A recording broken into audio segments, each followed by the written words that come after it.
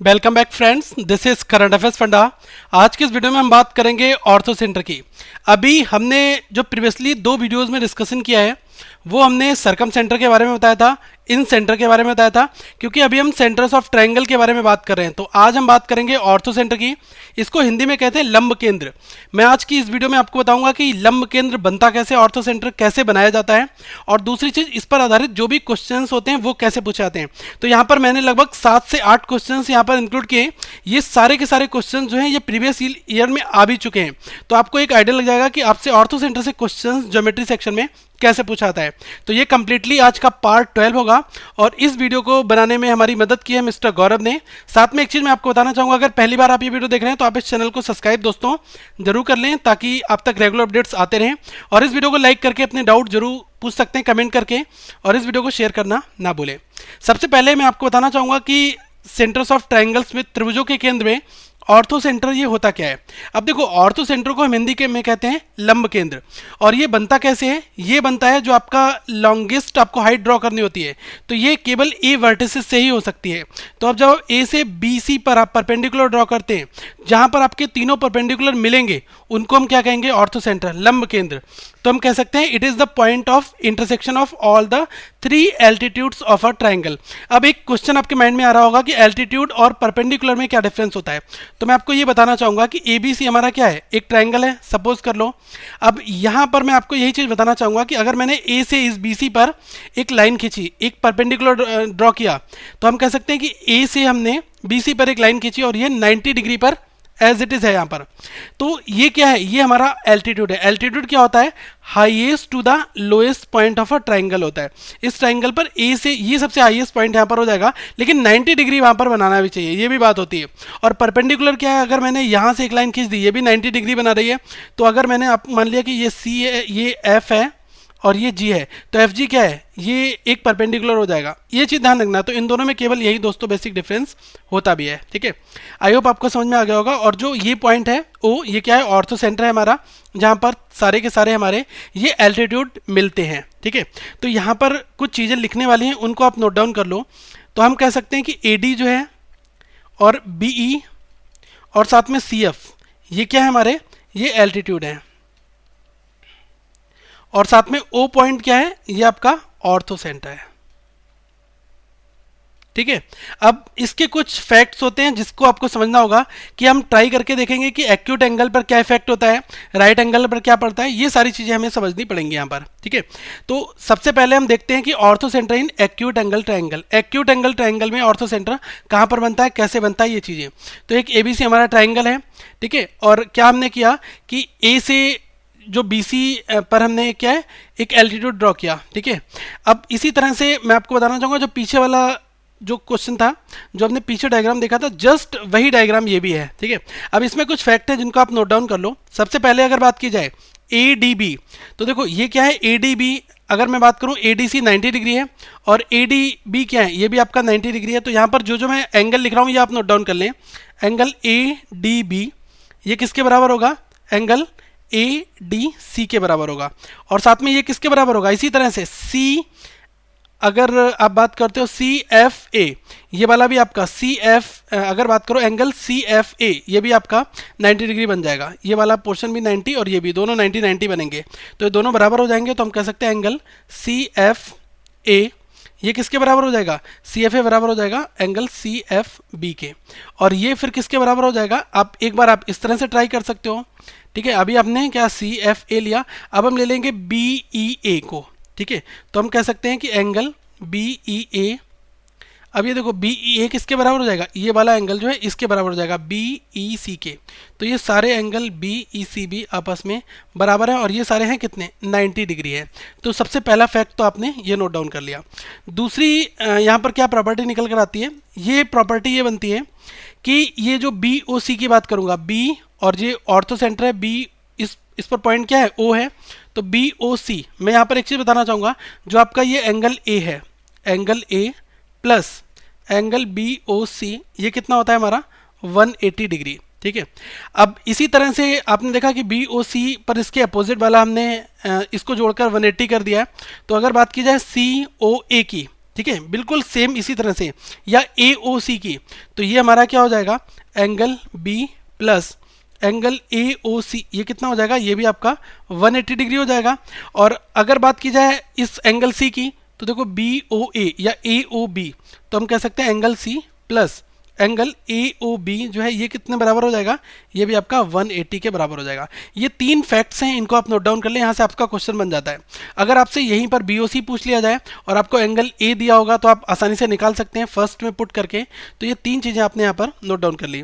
तीसरा जो सबसे महत्वपूर्ण पॉइंट क्या है कि अगर जितने भी यहाँ पर केसेस मैंने डिस्कस किए हैं, अब जितने एल्टीट्यूड इक्वल होंगे, ठीक है, उतनी ही साइड भी इक्वल होंगी, और जितनी साइड इक्वल होंगी उतने एल्टीट्यूड भी इक्वल होंगे। तो ये दोनों चीज़ें आप तीसरा पॉइंट में नोट डाउन कर लें कि मतलब हम कह सकते हैं कि if two altitude are equal, if two altitude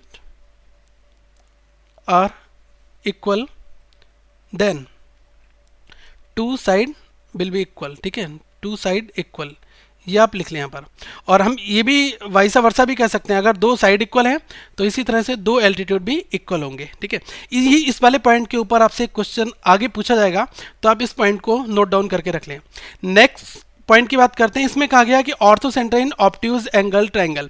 अब ऑब्ट्यूज एंगल ट्रायंगल में ऑर्थो सेंटर आपका किस तरह से बनता है, ये मैं आपको यहाँ पर बताना चाहूँगा। ठीक है, तो यहाँ पर लिखा है ortho centre lies outside in obtuse angle triangle, और हमने जो सर्कम सेंटर बनाया था वो कहाँ बनता है, वो अपोजिट बनता है। तो ये दोनों में मैं रिलेशन बताना चाह रहा हूँ, इसलिए हमने यहाँ पर सर्कम सेंटर की भी बात कर ली है।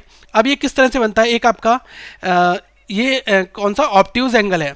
ऑब्ट्यूज एंगल मतलब अधिक कोण त्रिभुज, 90 डिग्री से ऊपर होगा एक एंगल यहाँ पर। तो यहाँ पर देख लो कि ए बी सी क्या है, ये हमारा एक ऑब्ट्यूज एंगल ट्रायंगल भी है। अब इसमें क्या है कि मैंने यहाँ से एक एल्टीट्यूड ड्रॉ किया। ठीक है, अब ये इस पॉइंट को मैंने यहाँ पर मिला दिया, तो यहाँ पर इस पॉइंट को हम क्या कहेंगे, ये हमारा ओ हो जाएगा, ऑर्थो सेंटर यहाँ पर बनेगा। ठीक है, क्योंकि ये आपका यहाँ पर सारे एल्टीट्यूड आपके मिलेंगे भी। ठीक है, पहली चीज़ ये। दूसरा फैक्ट मैं आपको बताना चाहूँगा कि जो आपका सर्कम सेंटर है वो कहाँ पर बनेगा, वो कहीं यहाँ पर बनेगा सर्कम सेंटर। तो हम ये कह सकते हैं कि जो सर्कम सेंटर है वो इसके जस्ट अपोजिट में बनता है। ये चीज़ याद कर लो, क्योंकि इन दोनों में रिलेशन कभी कभी पूछ जाता है कि ये अपोजिट में बनता है, राइट में बनता है, लेफ्ट में बनता है, कुछ इस तरह से बन सकता है। तो ये कहाँ पर बनता है, अपोजिट में बनता है। ठीक है, ऑब्ट्यूज एंगल में ऑर्थो सेंटर आउटसाइड लाई करता है और उसके अपोजिट में सर्कम सेंटर आपका बनता है। तो देखो इसके जस्ट अपोजिट में यहाँ पर ये बना है। ठीक है, ये फैक्ट आपको पता चल गया। दूसरी चीज अब हम बात करेंगे कि राइट एंगल में किस तरह से बनता है। तो दोस्तों ortho centre in right angle triangle, ये भी आप देख लें, जो आपका समकोण त्रिभुज होता है उसमें किस तरह से बनता है। तो ortho centre lies on the right angle in right angle triangle. इसका मतलब ये है कि जिस जगह पर राइट एंगल होगा वहीं पर आपका ऑर्थो सेंटर बनेगा।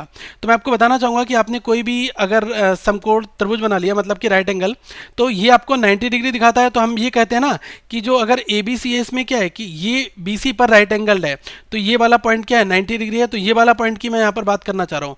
तो अल्टीमेटली इस बी पॉइंट पर ही आपका क्या बनेगा, ऑर्थो सेंटर भी यहाँ पर बनेगा। तो आप ये भी नोट डाउन कर लें। ये दोस्तों बहुत इंपॉर्टेंट है, क्योंकि वन लाइनर आपसे पूछ लिया था 1 मार्क्स का, और मोस्ट प्रोबेबली हर एक एग्जामिनेशन में पूछा है। एक चीज है कि अभी हमने पीछे जो अगली नेक्स्ट वीडियो प्रीवियस वीडियो थी उसमें हमने सीखा था सर्कम सेंटर कहाँ बनता था, हाइपोटेनियस के मिड पॉइंट पर बनता था, यहाँ कहीं पर। ठीक है, सर्कम बनता था हमारा।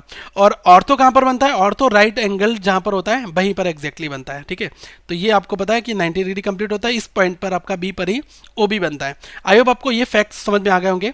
नेक्स्ट दोस्तों अब हम क्वेश्चंस की बात करते हैं कि हमसे क्वेश्चंस कैसे रेज होते हैं। क्वेश्चन जब हम करेंगे तो डायरेक्टली आपके माइंड में लॉजिक हिट कर जाएगा कि अभी हमने पीछे क्या सीखा है, पीछे की सारी प्रॉपर्टीज यहां पर एज इट इज यूज होगी।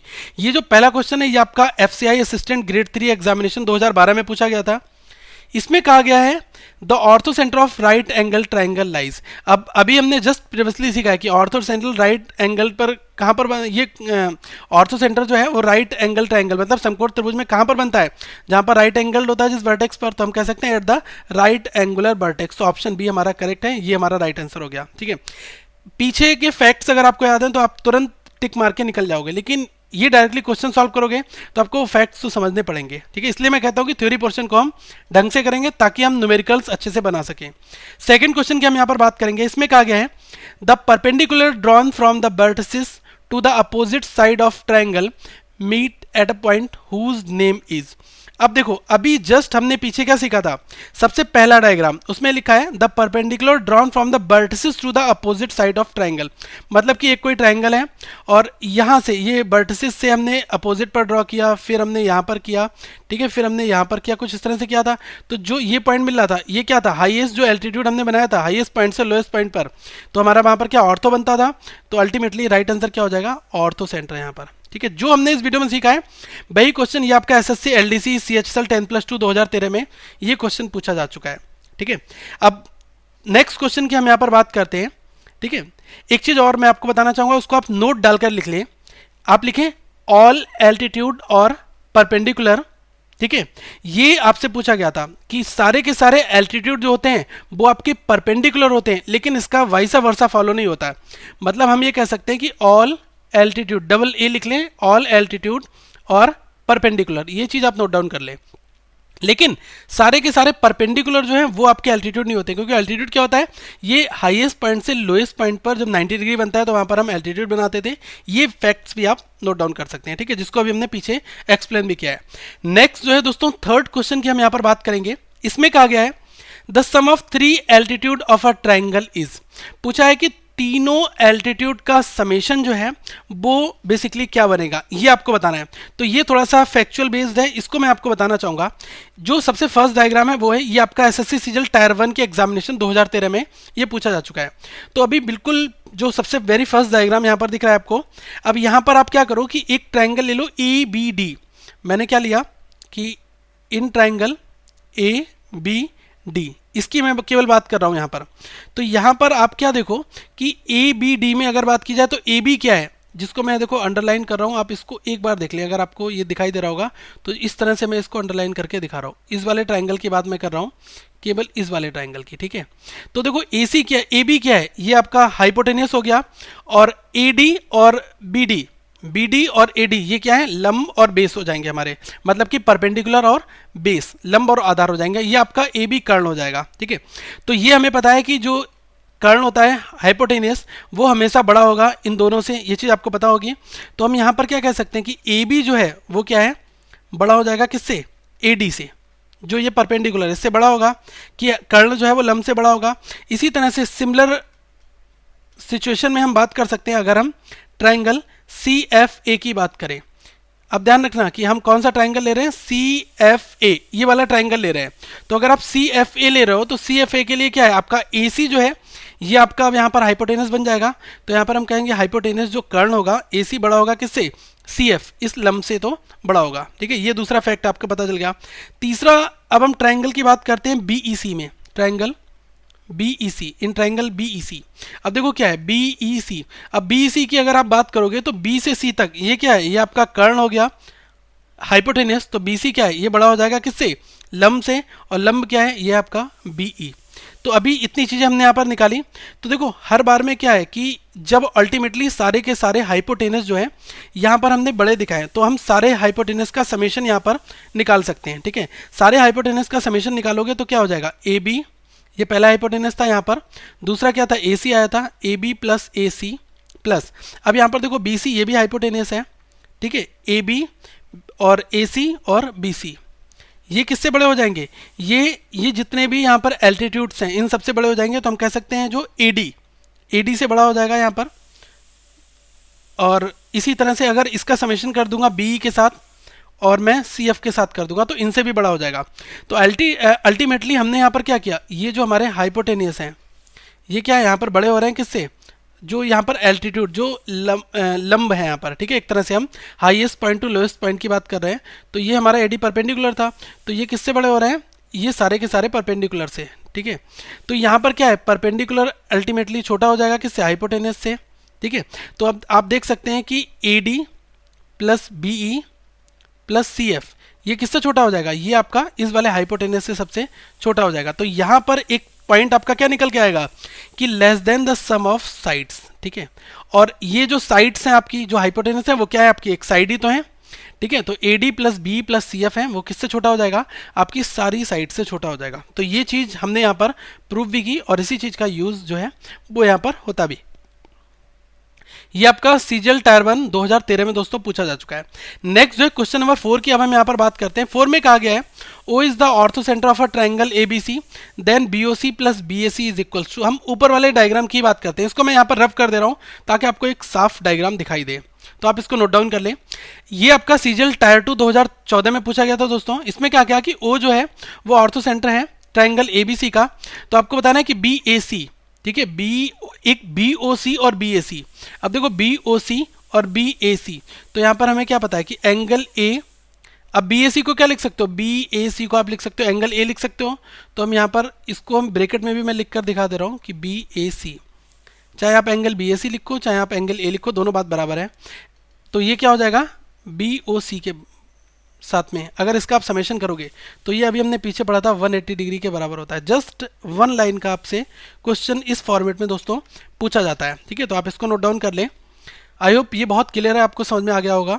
नेक्स्ट जो है 5th क्वेश्चन की हम यहाँ पर बात करते हैं। इसमें कहा गया है in triangle A B C if A D is perpendicular on a B C, अगर ए डी जो है वो बी सी के ऊपर परपेंडिकुलर है then A B square plus C D square is equals to, तो ए बी का square plus C D का स्क्वायर जो है वो किसके बराबर होंगे।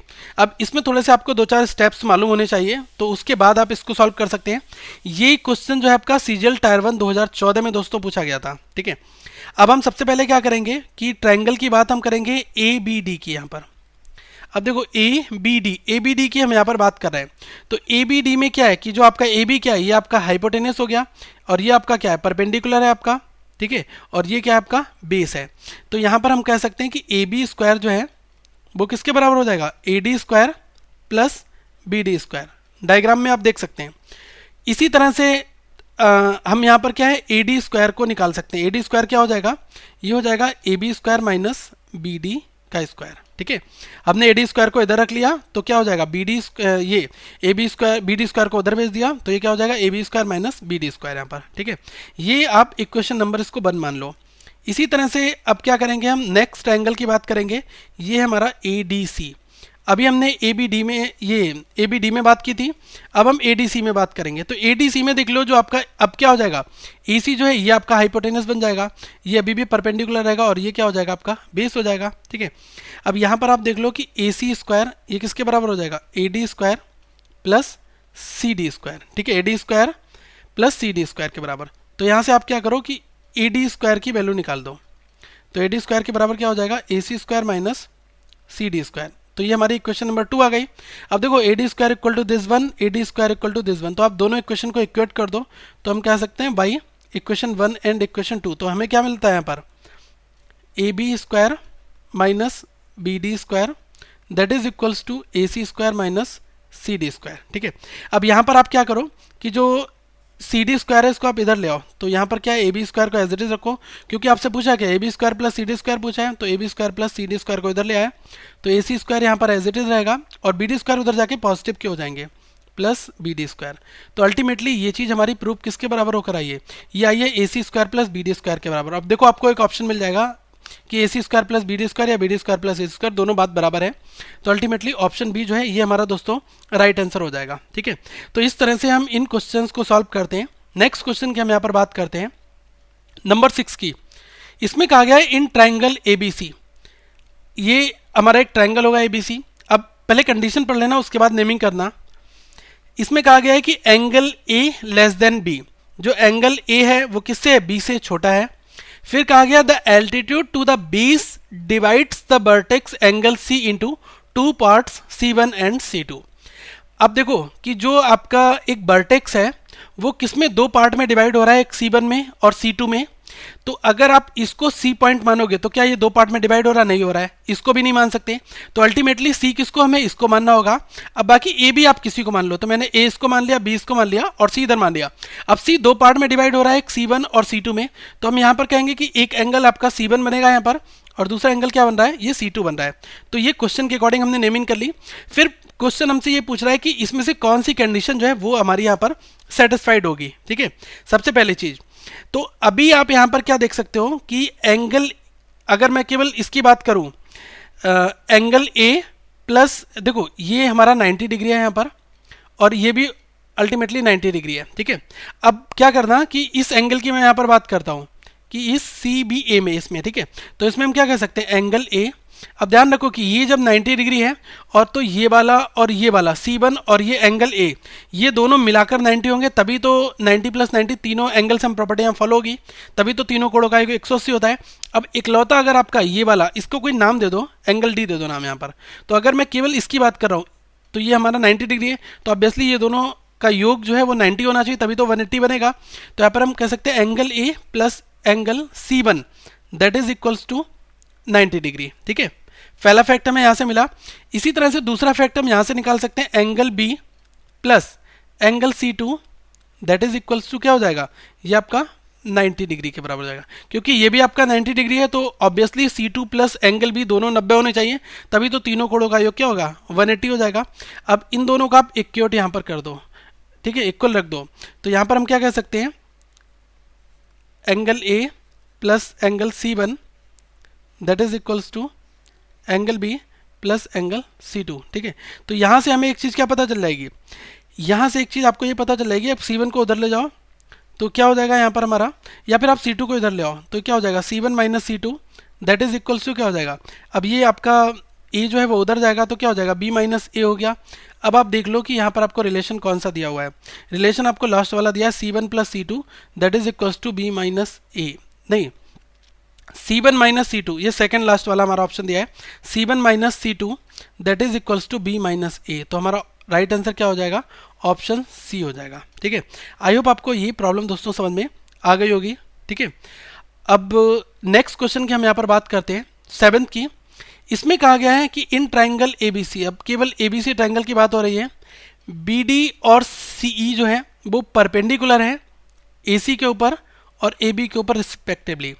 तो हम क्या कह सकते हैं कि BD जो है वो AC के ऊपर है, BD किसके ऊपर है, AC के ऊपर है, और जो CE है वो परपेंडिकुलर AB के ऊपर है। जैसा हमने इस फिगर में आपको दिखाया है कि जो BD है वो AC के ऊपर ड्रॉ कर दिया इस वाले पॉइंट पर, और जो हमने EC दिखाया है या CE दिखाया है वो हमने AB पर दिखाया। अब कहा गया कि अगर BDE और CE दोनों बराबर हो जाएं, ठीक है, ध्यान रखना कि BD, B से D, ये वाली जो BD है ये लाइन, और CE ये दोनों दोस्तों अगर आपके बराबर हो जाएं, तो आपसे पूछा गया है कि वो ट्राइंगल जो ABC होगा वो क्या कहलाएगा।